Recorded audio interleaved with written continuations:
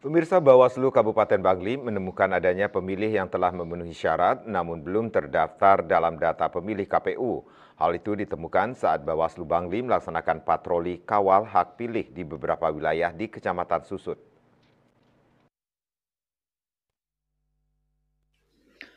Ketua Bawaslu Kabupaten Bangli Inengah Mulyarto Minggu 7 Juli mengatakan pemilih yang ditemukan belum terdaftar dalam data pemilih KPU merupakan seorang lansia.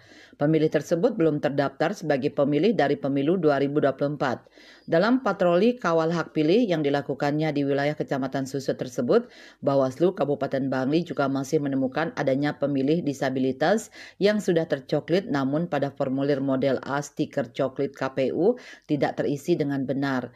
Menindaklanjuti temuan tersebut, Bawaslu Kabupaten Bangli akan memberikan saran perbaikan kepada KPU Kabupaten Bangli.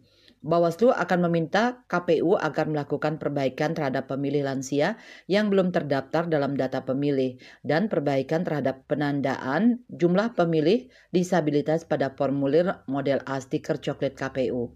Ia pun berharap kepada seluruh masyarakat Bangli agar melaporkan ke jajaran Bawaslu terdekat jika menemukan dugaan pelanggaran dalam tahapan pencocokan dan penelitian data pemilih coklit.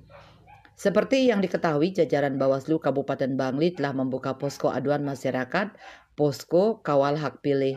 Lewat posko tersebut, masyarakat dapat mengadukan atau melaporkan permasalahan atau pelanggaran terkait proses pencocokan dan penelitian coklit data pemilih yang saat ini sedang berjalan. Dayu Swasrina Bali Pos melaporkan.